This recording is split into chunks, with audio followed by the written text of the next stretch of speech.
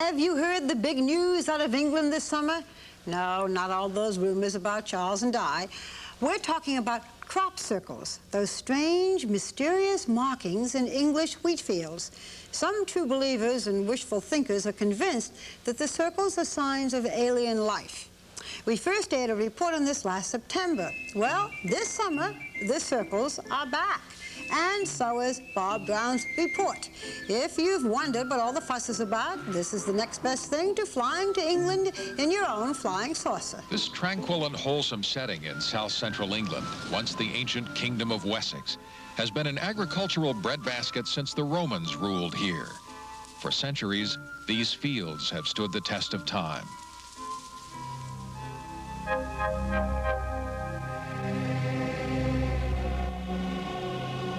But in the early 80s, something odd began occurring here.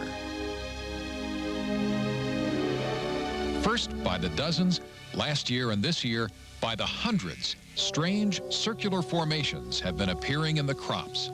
Some are only a few inches across, some are as large as skating rinks. They attract teams of spectators and scientists looking from a distance like picnickers on an impressionist canvas while they follow each new appearance of a circle across the countryside. What a mystery, these circles in the crops. Just listen to some of the theories they've inspired. I am totally convinced that we are looking at some form of intelligence. I am 100% convinced that it is an atmospheric vortex of some sort, and that these vortices are electrified. It isn't wind. It's nothing to do with wind that we get across the surface, but it is to do with the ionization of the atmosphere here. I think the UFO, or the flying saucer explanation, is highly credible. The number of explanations that have been proposed over the years for the circles would tax anyone's imagination.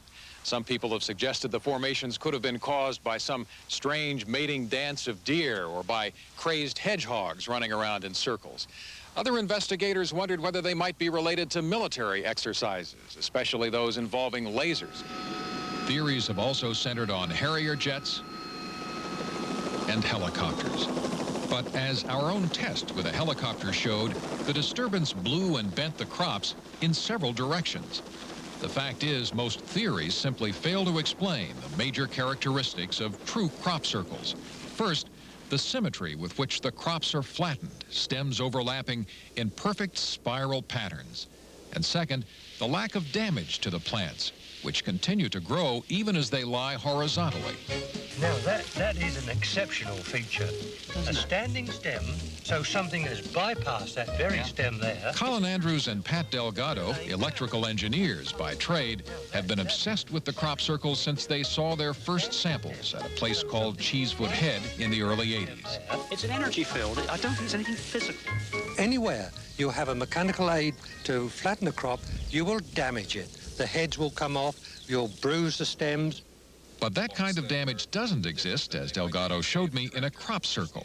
One very significant difference is that you can see here, these are bent over, and they're not broken at all, they're gently bent over. So some energy has induced these plants to lay over without breaking. There have been many attempts to duplicate that bending effect. The British Broadcasting Corporation enlisted some army troops to try to create crop circles, with results that looked credible, but which experts say caused too much damage. Among the attempts at outright hoaxing, the best known occurred just a couple of months ago when a group headed by Andrews and Delgado went circle watching with nearly $2 million worth of electronic gear.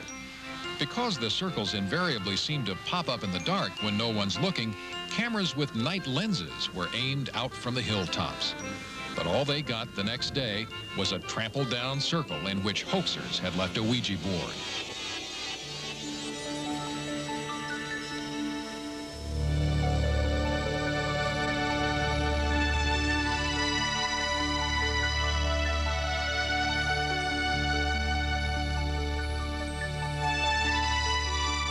What makes the puzzle even more intriguing is that circles have long been the stuff of legends in the English fields we visited, and some experts suggested that we look into connections that could have their roots in ancient times.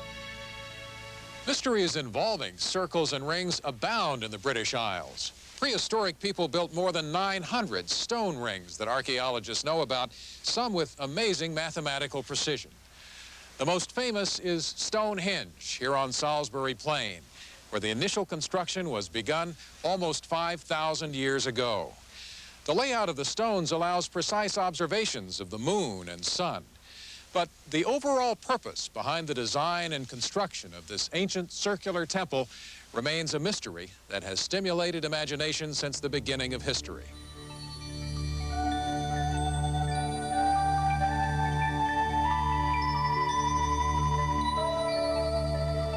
Now consider this. A majority of the crop circles have appeared within a 50-mile radius of Stonehenge. And that has led many investigators to believe there is some kind of connection. They come forward again, and then as we come up to the edge, they will go right, the same way as the floor pattern. Richard Andrews, who practices the ancient art of dowsing, not for water but for energy fields, says his dowsing rods respond to a flow of energy in these crop circles. The dowsing shows the direction it flows. It shows you the edges, the cutoff points. Andrews and his colleague Busty Taylor, who's known among all camps of experts for his stunning photographs of the circles, believe that people from long ago may also have dowsed in crop circles and been just as impressed. They could have found something like this and realised that with the dowsing that there was something magical about it, and therefore they would turn it into a temple or shrine of some kind. Did they see something then? Did it happen before? We don't know. And they're crossing. If that isn't enough to set your head spinning, you can also find plenty of people who think these are messages from extraterrestrials. How strange. Jack and Pat Collins, who seem as sane and serene as your sainted grandparents, say they saw a flying saucer in an area where circular formations were later discovered. It was so large, and I say it was lit with these clear electric light bulbs. Well, that's what it appeared to me, as though they were electric light bulbs all the way round. It was in the sky. We don't know how high. Quite big, and well, we were just astonished. It was something we'd never seen before. You think that a craft like that could be responsible for the circles that people are seeing? Well, I do, yes. There must be something. Does anyone have a theory that's not based on legends or hoaxes or tourists from outer space? One other question. There's also circles in another field. That question led us to Dr. Terence Meaden. He is a meteorologist and physicist who believes strongly that the formations are caused by a weather phenomenon that up to this point hasn't been described in meteorology. Now I thought we're getting somewhere. It seems that it's a spinning ball of air, which comes down, usually very fast, impacts the ground, and sweeps out the circle. What's the difference between the force that created this and a tornado? Of course, a tornado is always a moving event and would create damage right across the field as an enormous scar. And these things, whatever they are, they stay where they are. We think they all come and go in a matter of 2 or 3 seconds, as fast as that. Although it's a bit like standing at an intersection waiting for an accident to happen, Meaden and other experts regularly recruit groups of people to sit on hilltops all night long just to see if they can witness a circle being formed. We went along on one of those forays and met crop watcher Una Dawood. Well, not many people want to crop watch because it's hard work. I'm looking for lights, I'm listening for sound, and some strange something would happen. As my son says, little green men. Is that something? I said, no, it may be little green women. As it turned out, although we couldn't see it in the dark, there was a new formation on a farm field behind us as we talked with Una.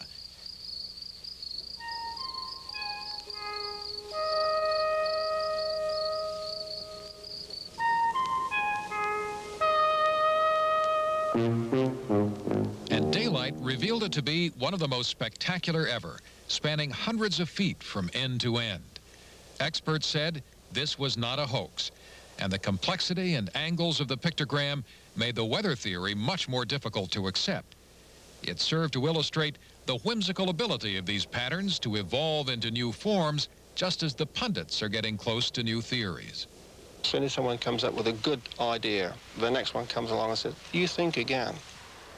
And whether they're made by flying saucers or weather phenomena or one of the 20th century's most elaborate hoaxes, the circles do exert a kind of positive energy in one sense. They make us think about our place in the scheme of things, speculate about what some greater or wiser intelligence might have to say to us, and transform electrical engineers into poets. I'm overwhelmed with emotion. It almost brings tears to your eyes sometimes, the sheer beauty of it. And there seems to be a presence here. There's a feeling, an energy that is emanating, and it reaches into you. I know it sounds crazy, but it does work like that. We come in, there's something quite special. Yeah. We leave scratching our head. Yeah. Just what is it?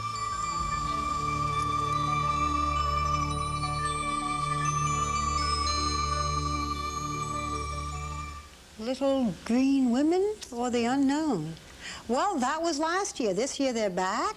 Well, this year the farmers have gotten a little smarter because after putting up with people going through their fields for almost a decade now, they've started to charge some people £1 to go take a look at a crop circle. Now there are tour groups being led in to see these crop circles, people selling T-shirts. There haven't been as many circles this year, some say because the summer started a little late, but the ones that have occurred, like this one, have evolved again. This one is arranged around some triangular patterns, right? And here's one that some people have compared to an insect. They say it looks a little like an ant with an antenna. But it's not just a circle. It's all, you know, it's circles and lines. All kinds of patterns, or pictograms. Some people have said they look like runic symbols. Is this only in that one area? Because I've heard something about there being some in the United States, yes? There have been sightings in other parts of the world. There still are none that have been confirmed in the United States as being the type of crop circles they're talking about. Isn't it wonderful to still have some things that are so totally unexplained? It's a great mystery, and if it is a human conspiracy, it's a very involved one because nobody's ever talked. Well, back to your UFO. Okay. Thanks, Bob. Well, you know the saying, if you can't stand the heat, get out of the kitchen. We're not talking about circles now. We're talking about a man who is heading for the door. Stay with us.